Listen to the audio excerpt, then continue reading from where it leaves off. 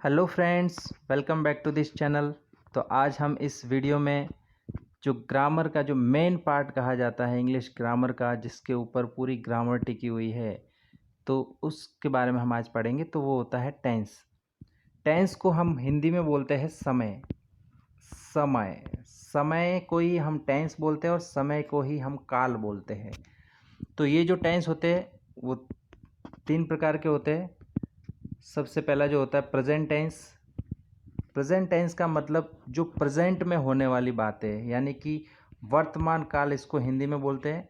जो भी बातें वर्तमान में हो रही है, जैसे फॉर एग्जांपल मैं स्कूल जाता हूँ, मैं खाना खाता हूँ, मैं गांव जाता हूँ, वे गांव जाते हैं, हम ऑफिस जाते हैं।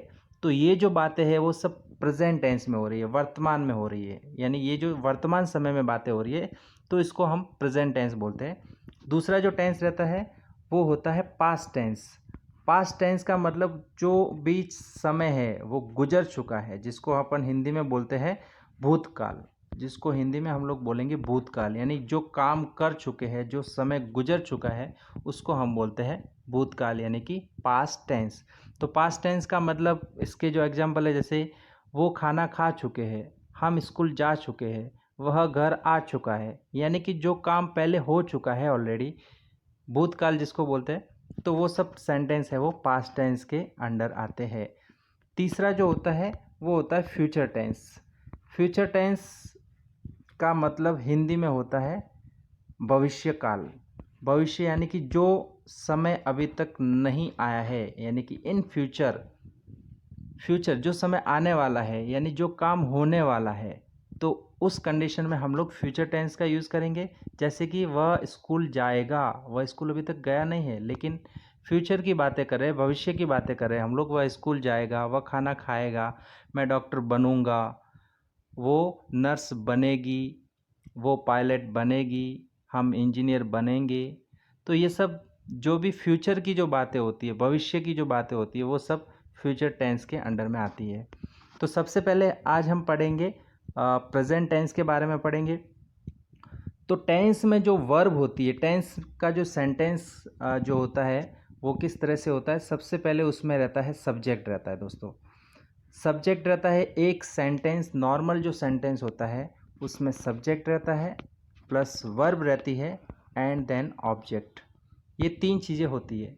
कोई भी नॉर्मल सेंटेंस होता है, इसमें तीन चीज़ होनी आवश्यक है। अगर ये तीन चीज़ें होगी तभी वो सेंटेंस क्या पूरा कहलाएगा, तभी उस सेंटेंस को अपन समझ पाएंगे।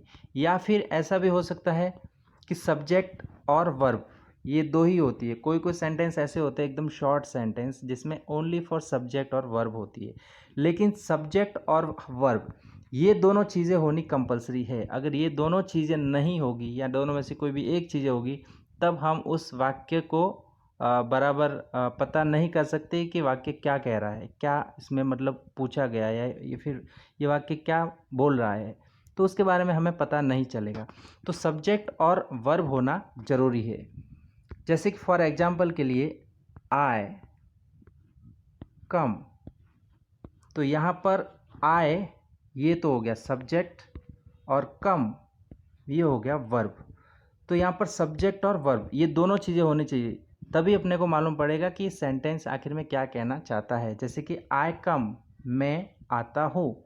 अगर अगर कोई कंडीशन में समझो वर्ब को अगर अपन ख़त्म कर देते हैं, यानी कि वर्ब अगर नहीं होगी तो सिर्फ सब्जेक्ट रहेगा, तो सब्जेक्ट से हमें किसी भी सेंटेंस का पता नहीं चलेगा। आए यानी मैं तो इसका कुछ मीनिंग ही नहीं है। मैं, तुम, हम, वह, सीता, गीता, राम, तो इसका कोई मीनिंग नहीं रहता। यानी कि सब्जेक्ट के साथ में अगर वर्ब होगा तभी कोई सेंटेंस बनेगा, तभी हम उस सेंटेंस के बारे में पता लगा पाएंगे कि सेंटेंस क्या बोल रहा है।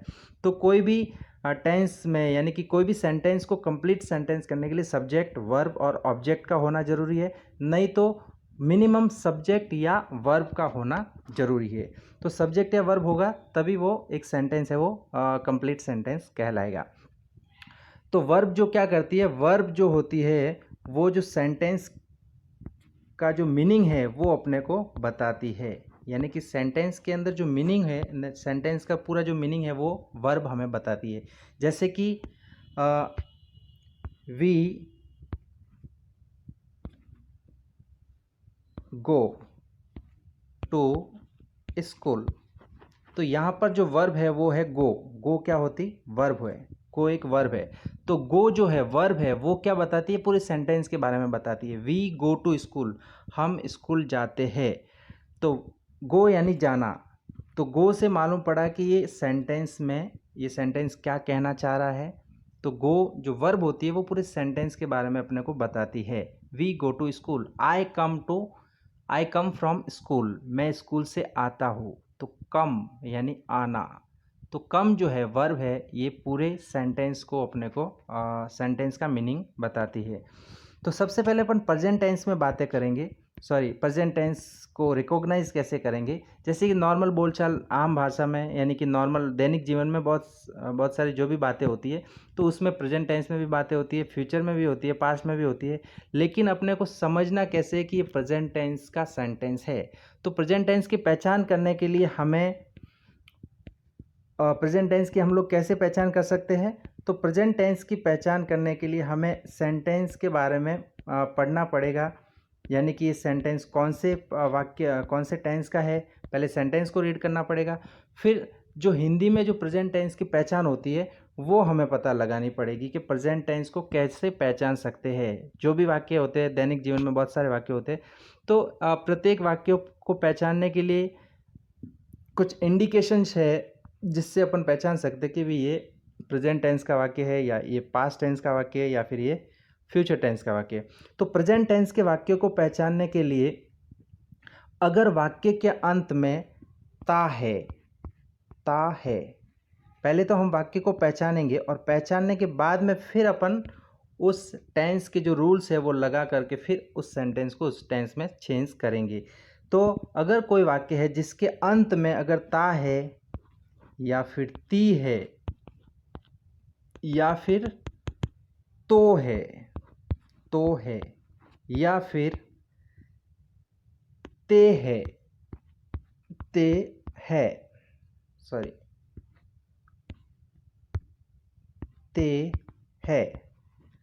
या फिर ताहू,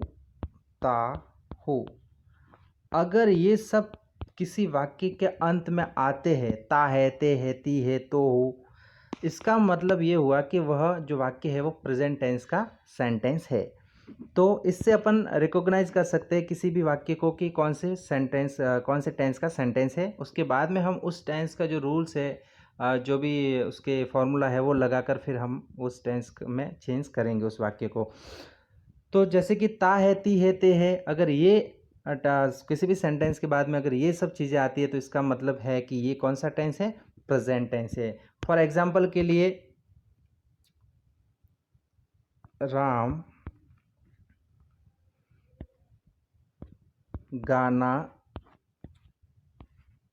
गाता है, तो यहाँ पर ता है, यहाँ पर जो सेंटेंस है उसके एंड में क्या है? ता है।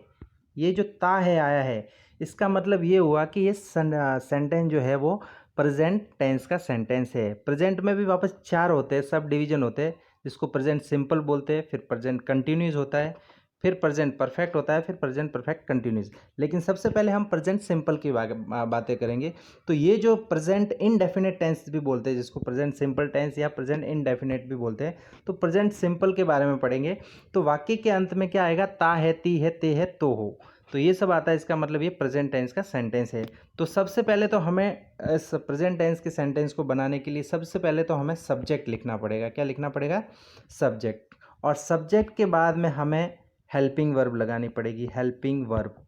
और उसके बाद में हमें लगानी पड़ेगी मेन वर्ब।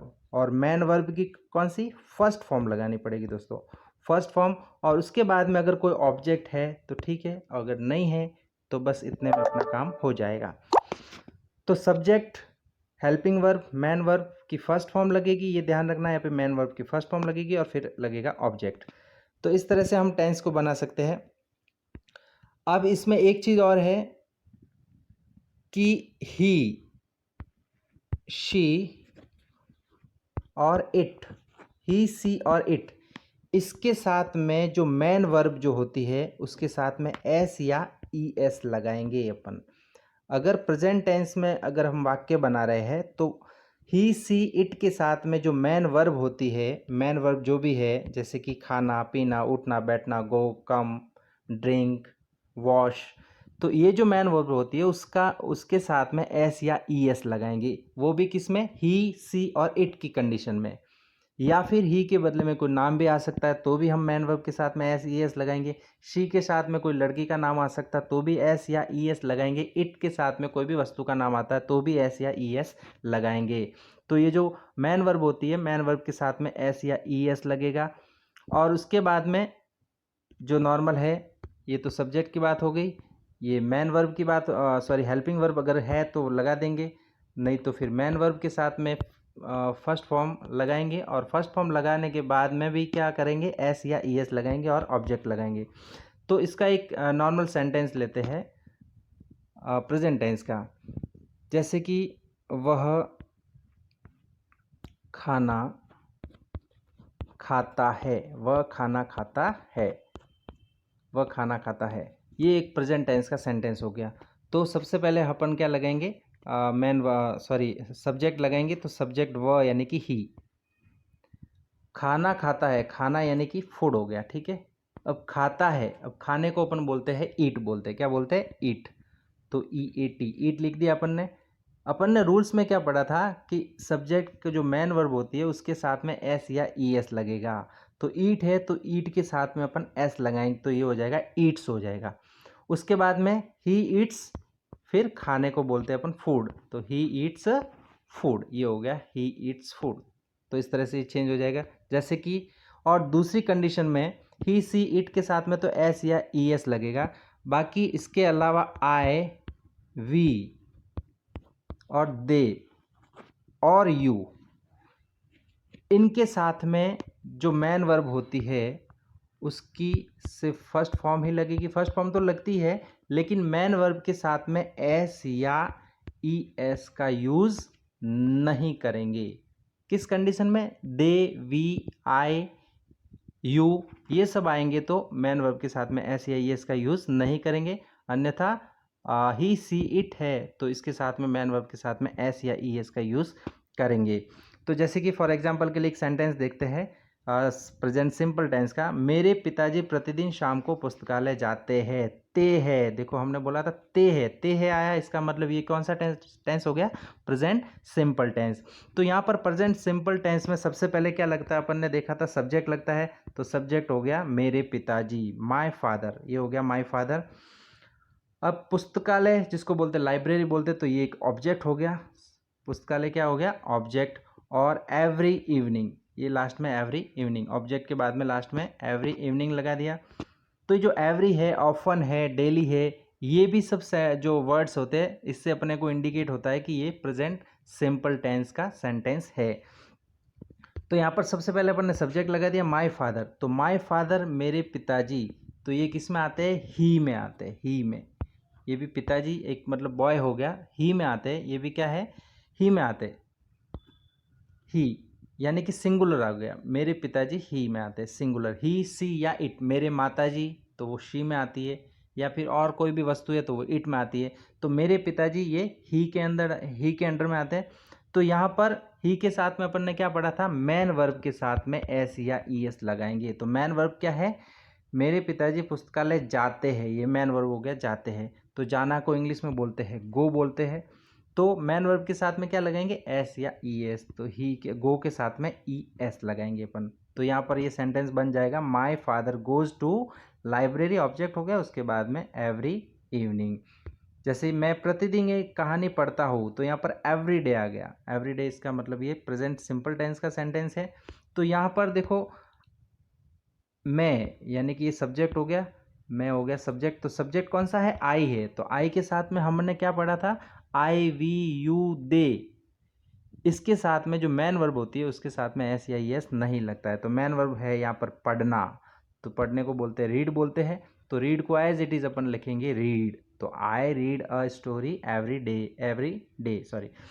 तो यहाँ पर सब्जेक्ट के साथ में मैन वर्ब के साथ मैन वर्ब की फर्स्ट फॉर्म तो लगेगी। रीड की तो तीनों फॉर्म एक ही होती है, बाकी गो की जो होती है गो, वेंट और गॉन होती है। तो मैन वर्ब की फर्स्ट फॉर्म तो लगा दी अपन ने गो यहाँ पर, लेकिन एस या ई एस कैसे लगेगा? ही सी इट के साथ में एस या ई एस लगेगा, और बाकी के जो भी है नाउन प्रोनाउन है उसके साथ में लगेगा सॉरी एस या ई एस नहीं लगेगा।